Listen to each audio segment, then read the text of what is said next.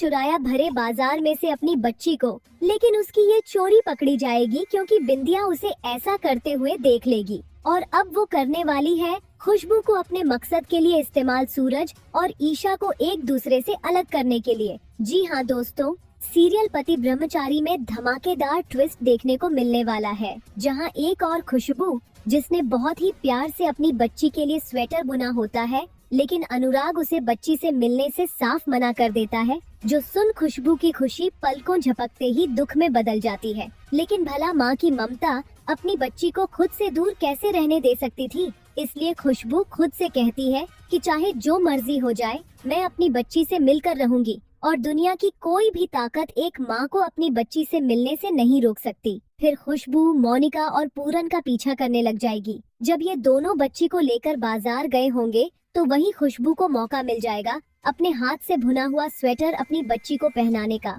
लेकिन वह सबके सामने अपनी बच्ची को स्वेटर नहीं पहना सकती थी, इसलिए उसे उठाकर साइड पर ले जाती है। लेकिन तभी पूरन और मोनिका पहुंच जाते हैं और अपनी बच्ची को वहां न पाकर उन दोनों के होश उड़ जाते हैं और वो यहाँ चिल्लाना शुरू कर देते हैं कि आखिर हमारी बच्ची कहीं तो गई कहाँ। पर दोस्तों, यहाँ पूरन और मोनिका को उनकी बच्ची वापस मिल जाएगी और खुशबू खुद अपनी बच्ची को उनके हवाले कर देगी स्वेटर पहनाने के बाद। लेकिन यहाँ खुशबू से एक बेहद बड़ी गलती हो जाएगी। जब वह अपनी मासूम से बच्ची को स्वेटर पहन रही होगी तो तभी बिंदिया की नजर उस पर पड़ जाएगी और उससे यह पता चल जाएगा कि खुशबू के हाथ में जो बच्ची है वह मोनिका की नहीं बल्कि खुशबू की है। मतलब ये कि खुशबू बहू ने सभी घर वालों को धोखा दिया है कि उसका बेटा हुआ है, जबकि सच तो ये है कि उसकी बेटी है, न कि बेटा। अब ये सच्चाई जब गुलाब सिंह को पता चलेगी तो फिर खुशबू और अनुराग को कोई नहीं बचा पाएगा।